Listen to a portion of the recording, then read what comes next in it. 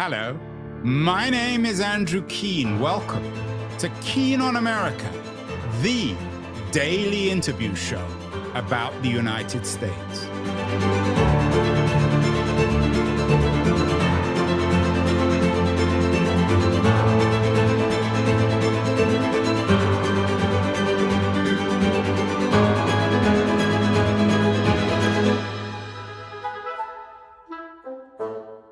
Hello, everybody. It is May the 28th, a Thursday. We're a few weeks away from America's 250th year anniversary, and we're continuing our theme of thinking about America in the present and the future.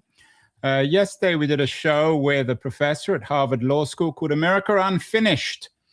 Alexandra Natapov talked about one kind of racial or economic or cultural injustice or another, speaking very much, I think, for the elites on the East Coast from Harvard Law, one of the bastions of democratic, some people think of as woke politics.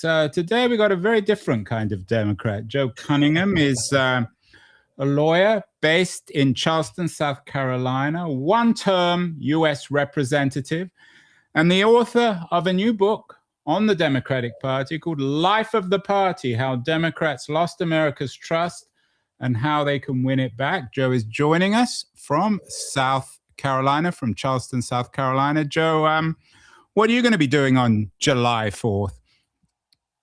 Probably celebrating. I would hope you'd be celebrating. Yeah. Joe. How will you be celebrating? I got my third kid arriving on July 16th. I say kid because we don't know if it's a boy or a girl. So it's going to be hot here in Charleston. Andrew, I don't know if you visited, but it's scorching hot weather here in July. So I'll probably be by a beach or by a pool with a beer in my hand and my eye on the clock waiting for this baby to arrive. Joe, I'm sure you saw there was a piece yesterday in the Washington Post. Americans don't like either political party, and the Post asked why. And there are lots of criticism of the Democratic Party, too liberal, too woke. Your book, in some senses, is an on-the-ground front row analysis of the Dems. You've been doing the rounds on national TV. I heard you on the weekend on one of CNN's big shows. What's the problem? What's gone wrong with the Democratic Party? You, as I said, you're not just some guy with an opinion. You're a one-time congressman. You know certainly the Southern Democratic Party as well as anybody. As you mentioned in the intro, Andrew, I'm not cut from the cloth of Harvard. Harvard was my backup school, my safety school. As you mentioned, I've been on the join the crowd, Joe. Right. Well, I went on there this weekend on MS Now and talked about that. There's a lot of first of all, there's a lot of room to be hopeful for the life of the Democratic Party in this environment and how friendly it is for the generic Democrat to win. I think they have a D+11 advantage. The bad news is, as you mentioned, the Democratic brand is so toxic for reasons Washington Post or others, which I find it ironic that some of these more liberal outlets have to go in and dig out this. But my book is told from on the ground, a lifelong Southern Democrat that has watched family and friends drift apart from the Democratic Party for a myriad of reasons, of which I outline. And I deliver it with credibility of having won a district that Trump carried by 13 points. And not only how to speak to these voters, but how to win them back as well.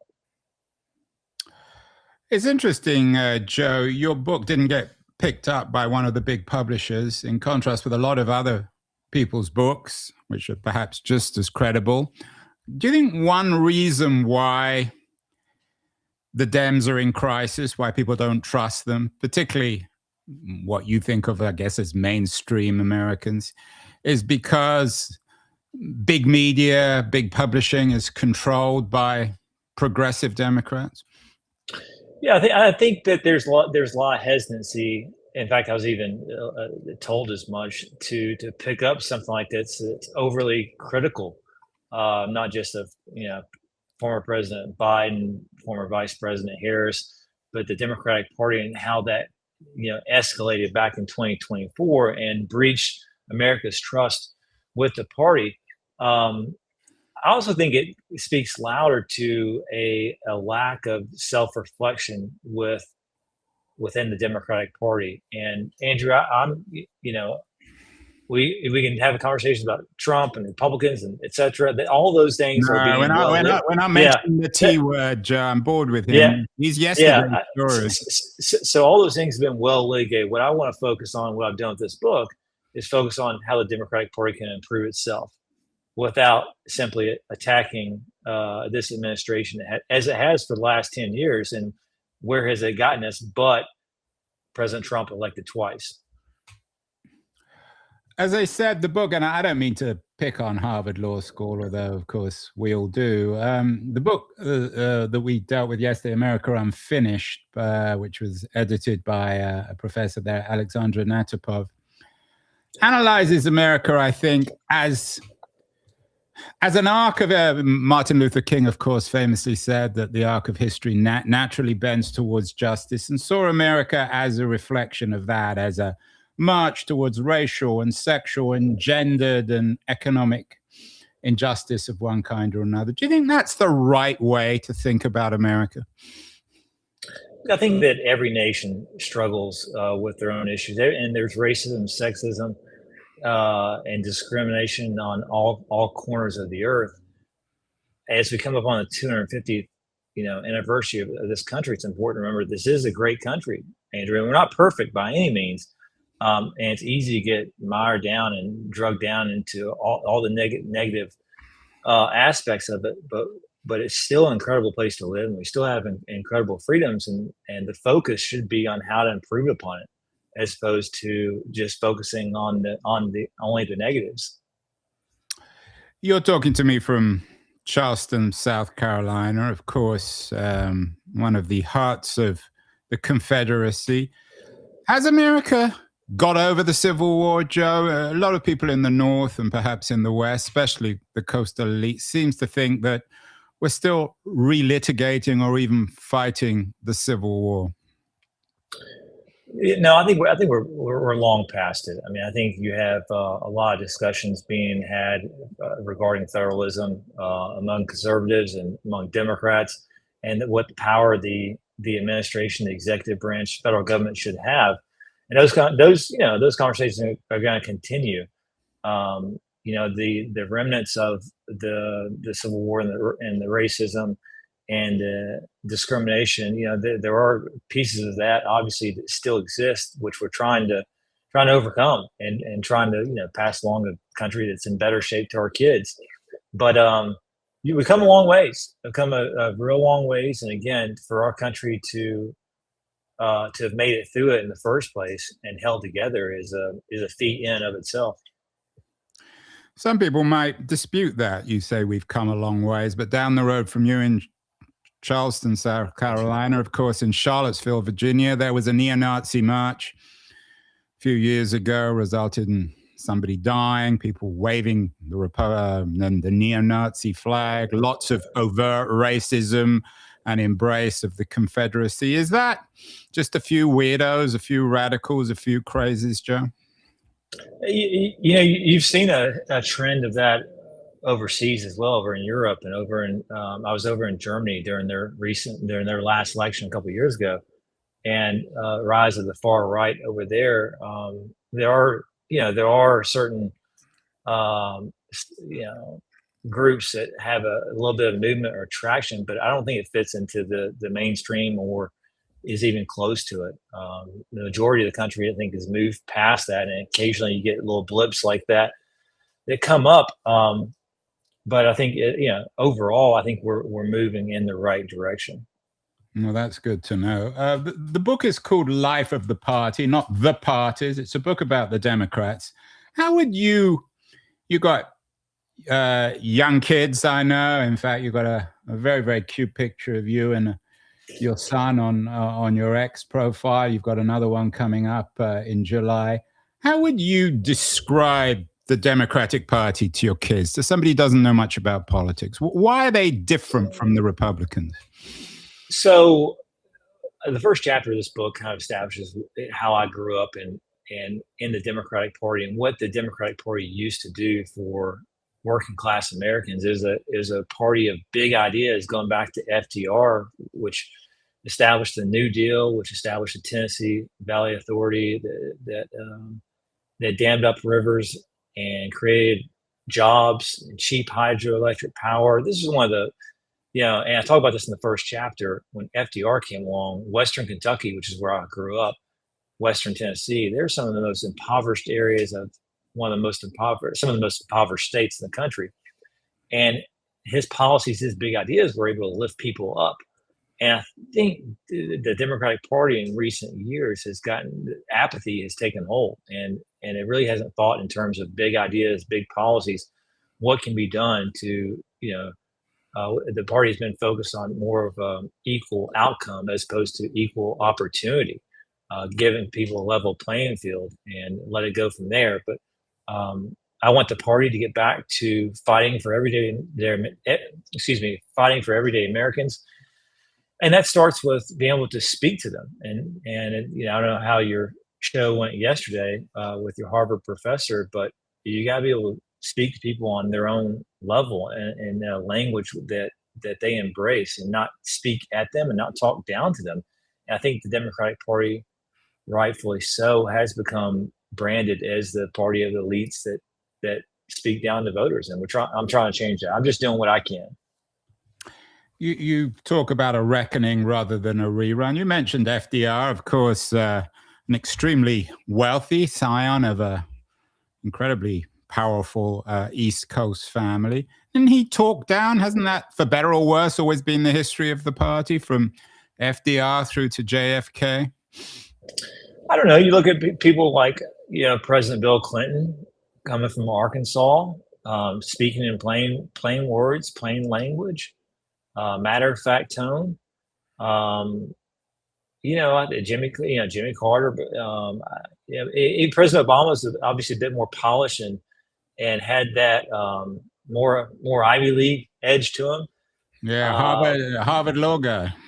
Yeah. And then you have Trump come along, who speaks in very direct, matter of fact, and it's not, I wouldn't describe it as eloquent, but effective, yes, in terms of communication and how easily ideas can be communicated. You can have, Andrew, you know this, you can have the best ideas in the world, but if you're not able to package them and communicate them in a way that people digest and embrace, it doesn't matter. You mentioned Bill Clinton, who is a very divisive figure. Some people still revere him. Others, both on the left and the right, loathe the guy. You mentioned FDR. Some people's critique of Bill Clinton is he basically destroyed the New Deal state that FDR and then Truman and LBJ built. What is it about Clinton that we should admire? Why is he, in your view at least, or you seem to suggest, a lesson in rebuilding the Democratic Party? I think he built a larger coalition for the Democratic Party. And again, this is just my own bias as a lifelong Southerner. Having a Democrat that can win south of the Mason-Dixon line is always impressive. It seems like the Democrat strongholds have retreated up to New England or to the coast.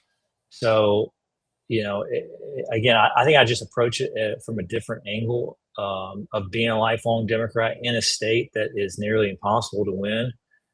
I'm sitting here in South Carolina, which is one of, I think, 5 states that have straight ticket voting, Andrew. And that means you walk into the voting booth and you can select all Democrat, all Republican, and it auto-populates your entire ballot from president all the way down to dog catcher. People walk out in 15 seconds.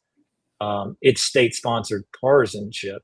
And when the Democratic brand has become so toxic, people will just go in, vote straight ticket, walk out, and not even give you the benefit of being selected or not. You mentioned the toxicity of the Democratic Party. A lot of people associate that with, I think most people would agree with this, the failed presidency of Joe Biden and certainly the failed candidacy of Kamala Harris. What's your analysis of the role of both Biden and Harris in this current crisis of the Democratic Party? I talk about a lot about this in the book, and the book's not just about 2024, but everything that leads up to it.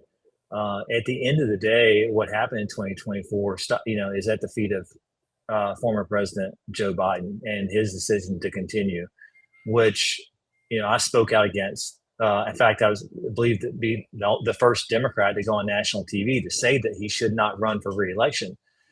Did that when I was running for governor here in South Carolina back in 2022, I believe.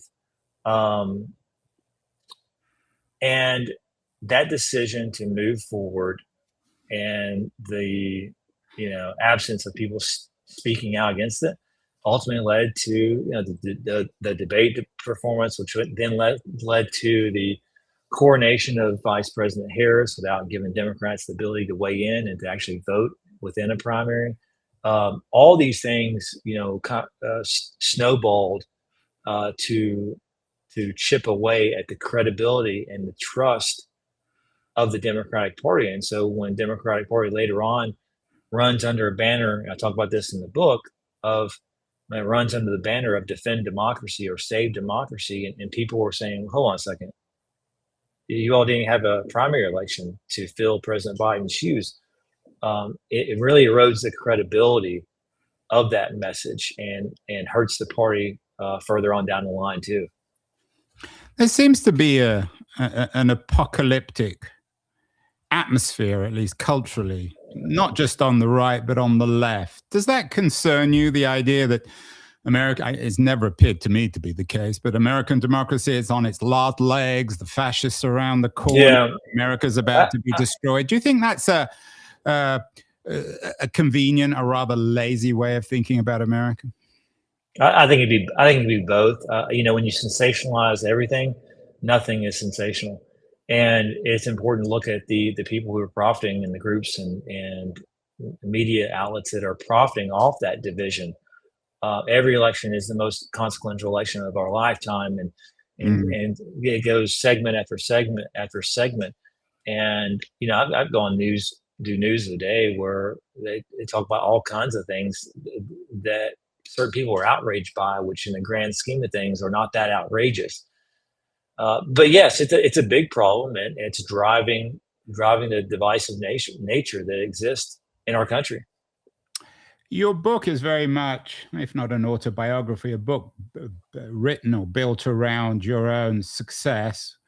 You describe yourself as a coastal Democrat who built a coalition the experts said couldn't exist. That's from you, but what exactly do you claim to have done, and why is that a model for reinventing, revitalizing the Democratic Party?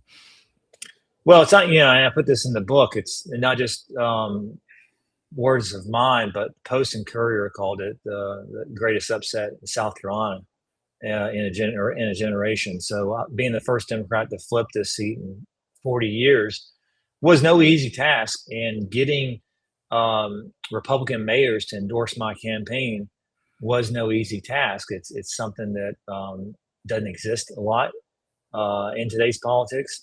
It was also obviously a great environment in 2018, and it put districts like mine within striking distance, within reach.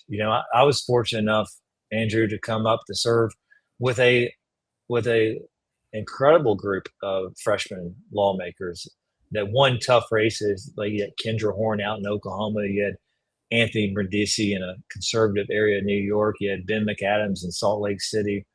A lot of talented folks who, some of whom just stepped into politics for the very first time. It's interesting in that Washington Post poll, there seems to be two critiques of the Democratic Party, which are kind of, in my view at least, incompatible. On the one hand, there's the classic problem of the Dems being too woke. On the other hand, they're too wishy-washy. What's your take? What did you do in South Carolina that escaped being either, I know you're not a woke guy, but also being wishy-washy and speaking the language of what you call the American working class, which often sounds to me to be very vague. Yeah. How do you avoid being, how do you avoid, let me rephrase the question, because you're not a woke guy, and I know you're not particularly friendly to that wing of the party, but how do you speak to quote unquote working class Americans, which tend to be white Americans, without being wishy-washy? I think telling people where you stand and why you stand there is critical. Number one, that's the first point I want to make, because even if people don't agree with you, they at least understand your position. I think that's something that that Vice President Harris suffered from, is that people really didn't know what she stood from, and so others think she may not either. Yeah, and my wife is friendly with her crowd. I sometimes wonder whether they knew, let alone us. Yeah, and again, you can tie it back to this. There's an era of just not wanting to offend anybody, no matter what the group is. It's okay to disagree. It's okay that we don't see eye to eye on this particular issue. But at the end of the day, voters at least want to have a good idea as to knowing where you stand, even if they don't agree with you. So that's point number one. I'd say connecting with people here in the South and in South Carolina, and it's pushing a boulder up a hill by running as a Democrat in a conservative area. You have to show some streak of independence and how you don't fit into the mold, and that you may disagree with your party in certain aspects. And so finding those areas and illustrating those, I think, gives you some credibility with independent minded folks, or even people who may tend to lean conservative, but doing it in a genuine and honest way, and then following through, I think is helpful for anybody trying to win in a conservative area as a Democrat. But is this a manner, Joe? Does this involve you sitting down in bars and diners and talking to people like Bill Clinton, Jimmy Carter are very good at doing? Or does it really rest on policy, on breaking some of the taboos? I know you have some strong feelings on the immigration issue and the way it's been misunderstood within, or incorrectly, at least politically, pursued in the Democratic Party. Is it a leadership issue? Is it a policy issue, or can you or can't you separate those two things?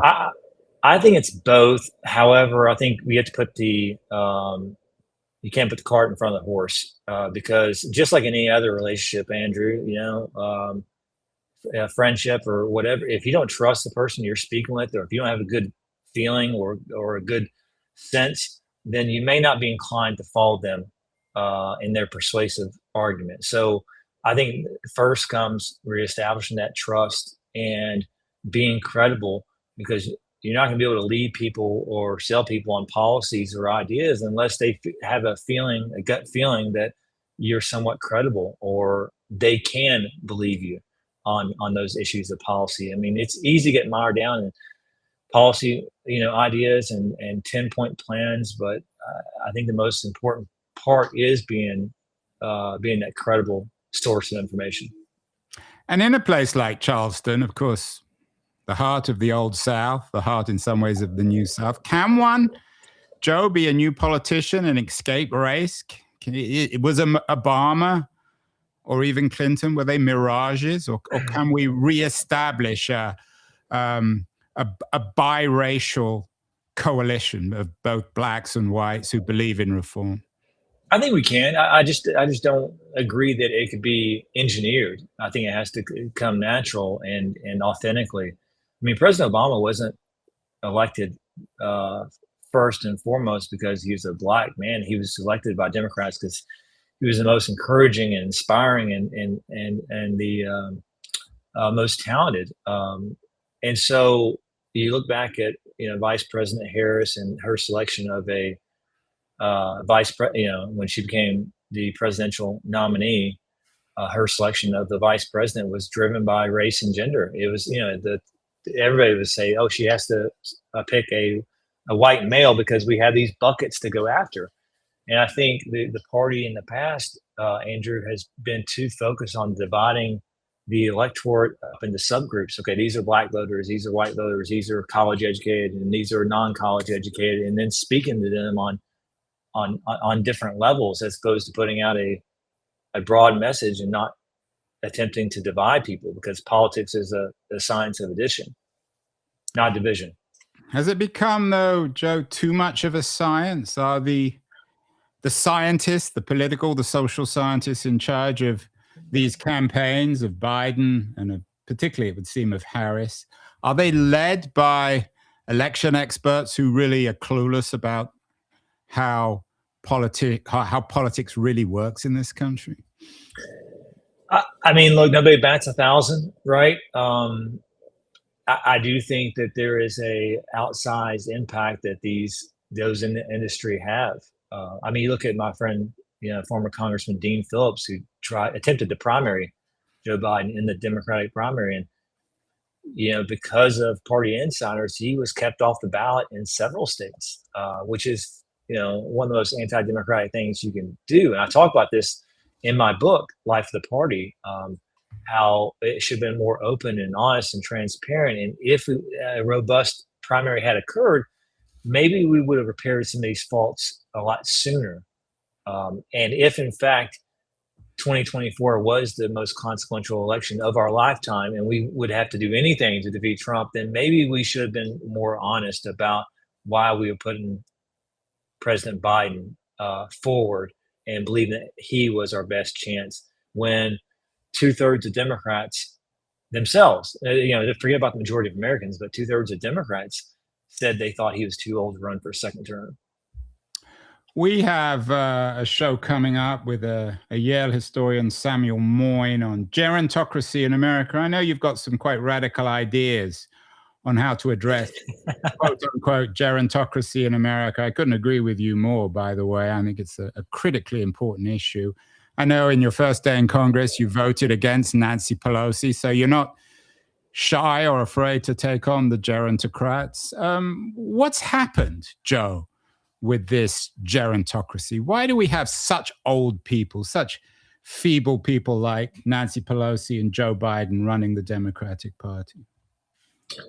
Look, I think it's a number of reasons, but put simply, it's hard to take the keys away from your parents. When your aging parents get older and convince them not to drive at night and be more responsible, it's hard to convince these leaders to give up power. They like, the press following them around, asking questions. They like the black SUVs that swoop in. They like the attention. So asking them to voluntarily give that up is a lot to ask. More or less, the people who benefit off that, whether it be the consultants or the staff who's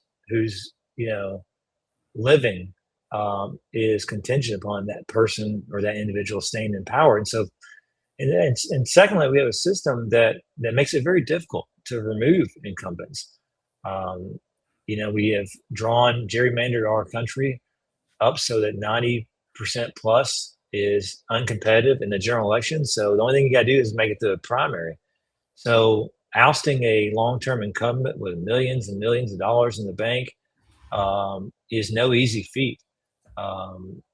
More or less, even getting on the ballot in some respects. So there's a number of reasons that benefit incumbents, but the long answer to your short question is we need to be having an honest conversation, because it has impacted not just 2024 but beyond. You look at and I talk about this in the book, the big beautiful bill, which Democrats argue ripped healthcare away from millions of Americans, passed by a single vote in the House chamber.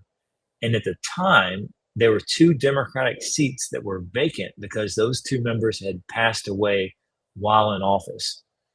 So we can't pretend like this is just a Joe Biden problem.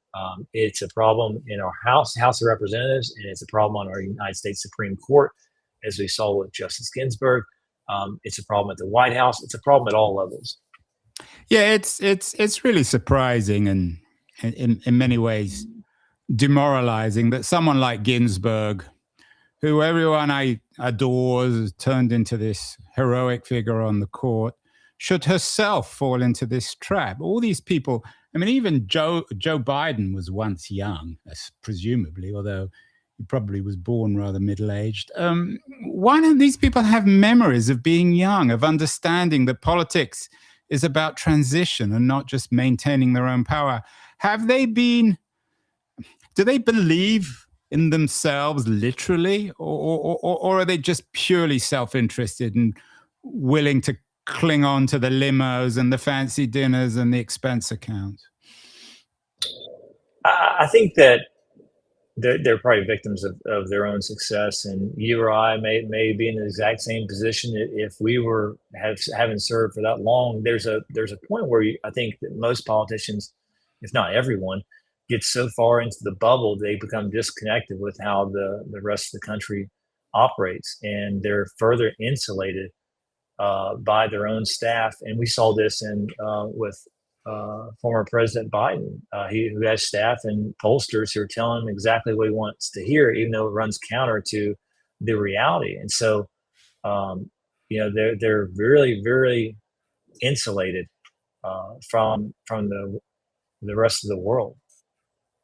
Where were you? I remember exactly where I was, Joe, when I saw that first Biden-Trump debate. I was actually at Braver Angels conference in Wisconsin with Democrats and Republicans trying to get together. And there was this shock that the president of the United States should be so self-evidently out to lunch. Do you remember where you were and what you thought when you saw that debate? Yeah. That's kind of interesting that you mentioned that. I was actually at the dinner with friends, and my phone was blowing up on text saying, "Are you watching this debate?" I'm like, "No, I'm at dinner with some friends." I forgot what the occasion was, but they're saying it's bad, and I just kind of took it as another day in the park. But later on, going back and watching the clips, what I realized just how bad this was. The even more unfortunate part that it was so late and could have been prevented by having an honest conversation. In some ways, I think you're on the same page of left-wing reforming Democrats like Mandami and AOC. Politically, I'm guessing you're not in their camp, but do you admire the fact that at least Mandami and AOC are taking on the establishment and talking about profound reform as you are in your new book, Life of the Party? Yeah, they're both very politically talented individuals. I had the benefit of being sworn in with Alex, and very again, I haven't met Mondami, but obviously they had their finger on the pulse with the frustrations of Americans, and we got to work towards the solutions. There's obviously a system that's been developed that is not working. Period. And I've got my own ideas. I know they have their own ideas. I think, let me just say, I think it's easy. It's easier just to say raise taxes or tax the rich as a short answer to this problem, when I think it runs deeper. And I think it's probably intellectually lazy, and it's not because really pinpointing the true solution is very hard. It's a lot of work. But I talk about this in my book about private equity coming into certain sectors and upending them, whether it be the housing situation, where 1 out of 4 homes are now owned by private equity. So neighborhoods are being gobbled up and pushing the American dream even further out of reach. You get the same thing with rental units. You have, I talk in there about a large apartment complex which have been using private data to artificially jack up the cost of rent. And I call it the silent squeeze of everyday Americans, these fees and these costs that we constantly incur. Take, for instance, renters who have to go through a portal to pay the rent and oftentimes charge a fee of a few dollars just to pay the rent. They can't just go down and drop off a check like you used to. So it's just one small example of this this push by private equity or private businesses to control, manipulate, and just the cost of living, whether it be housing, whether it be healthcare or education. They've got their tentacles in it, and we have to figure out how a way to untangle that. Yeah, in some ways you sound like Mandami or AOC. Mandami describes himself as a socialist. You're critical of private equity, like billionaires, not most people's friends on left and right. But I assume, Joe, that in contrast with Mandami or AOC or Bernie Sanders, you're not opposed to capitalism itself. Do you believe that if the Democrats are to regain America's trust, they have to rethink capitalism, but not throw it out with the baby? I'm a capitalist, Andrew, point blank, and I think that as I look out on the horizon, I think in order to preserve and fight for true capitalism, somebody has to stand up and push back against the corporate greed that exists about it infiltrating, like I said, housing and healthcare. So something has to be done. I mean, in economics, basic economics is supply and demand, right? But you have prescription drug companies who are single-handedly controlling the supply of particular drugs that treat certain illnesses. You can't get it any other way because it hasn't been developed, and because they are blocking generic drugs from coming onto the market by patent manipulation. These are things that may cause people's eyes to glaze over and maybe they lose interest, but there are a lot of things happening where corporations are controlling the marketplace of survivability. And again, I see it as in order to preserve capitalism, in order to it has to be somewhat changed so that you rid it of the corporate greed that's preying on working day Americans. Where are you on the abundance agenda? Ezra Klein, Derek Thompson came out with a best-selling book last year suggesting that the problem in America is not so much inequality or unfairness, it's the failure to get things done, to get things built. Do you think that their critique is a better one than the AOC, Bernie Sanders socialist critique? I haven't studied their abundance theory too much, to be honest with you. Have you read the book? Have you read it? No. I've read another one of Ezra Klein's book, but I haven't read the one on abundance. So where are you, Joe, on immigration? It seems to be one of the issues that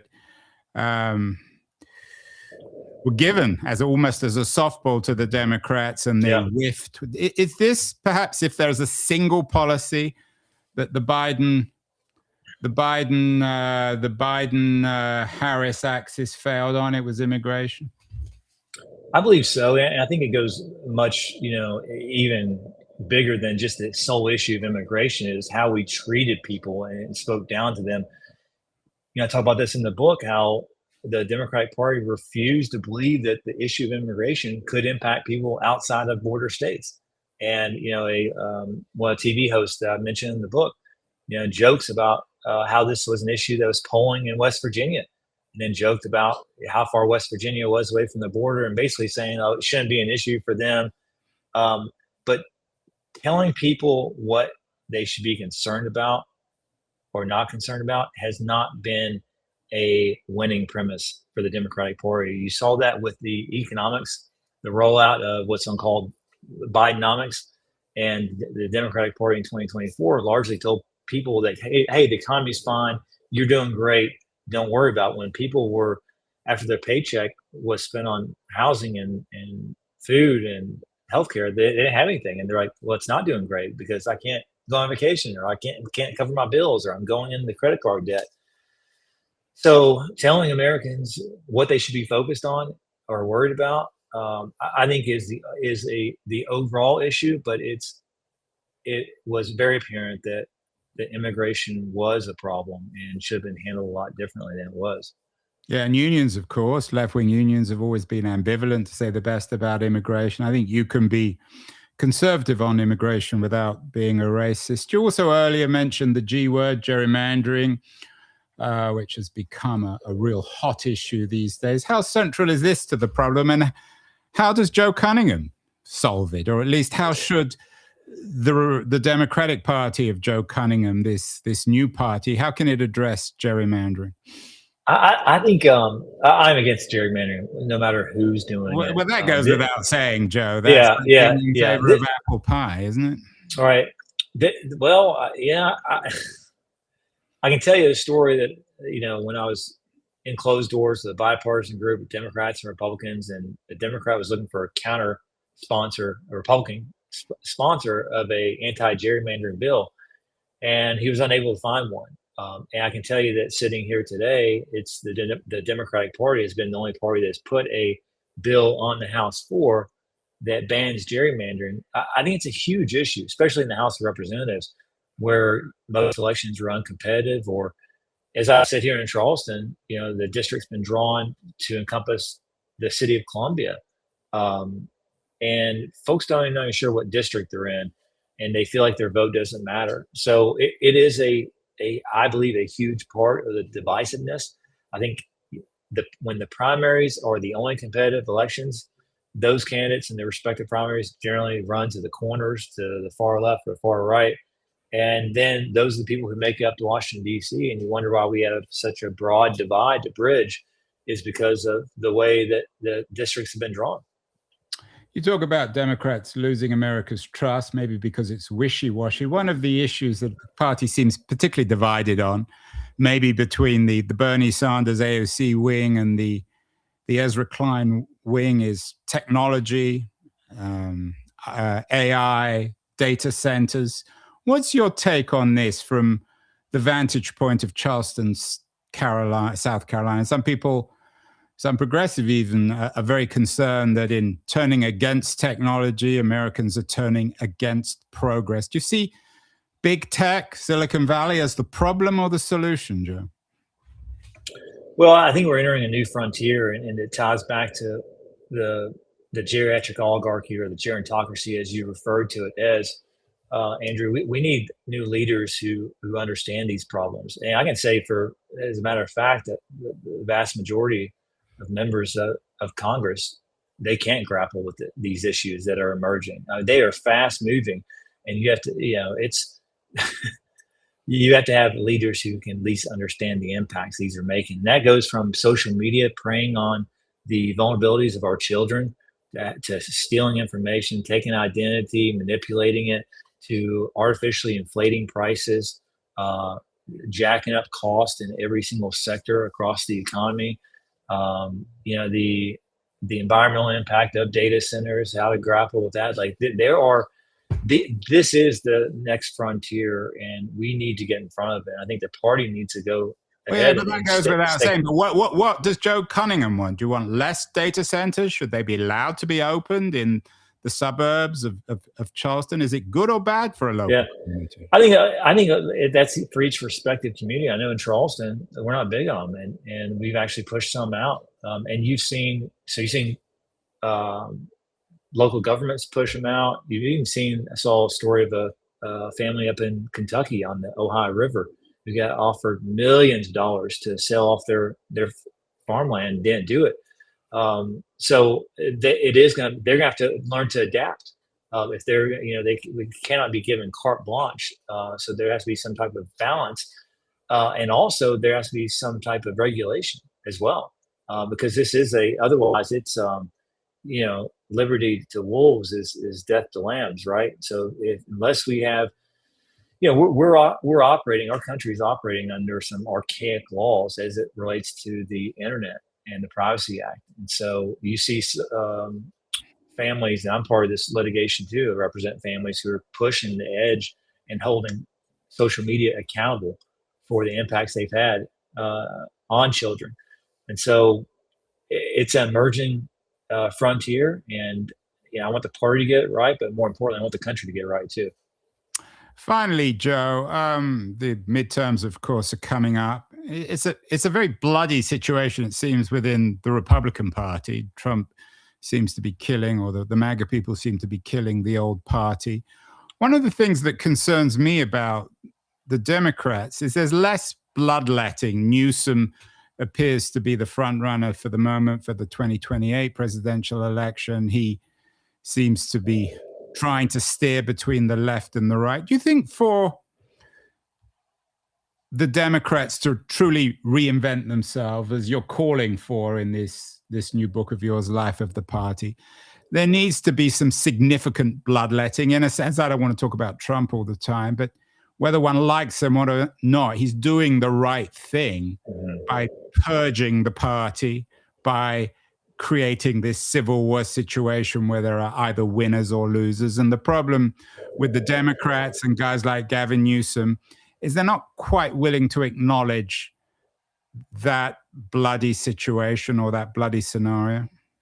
I think absolutely, Andrew. There's going to be kind of either coming to Jesus or a transformation within the Democratic Party where there is some accountability for what led up to 2024. I mean, I was asking somebody the other day, do I remember correctly that you had a bunch of Democratic elected officials standing outside the White House after the debate saying basically we checked on Biden and he's doing fine, and his staff and his administration was basically saying that the president is going to go to bed sooner, wake up later, and shorten his workday, as that would appease the Americans and think that that's okay. And so, look, I don't think people are going to escape this conversation. I think we're going to revisit it.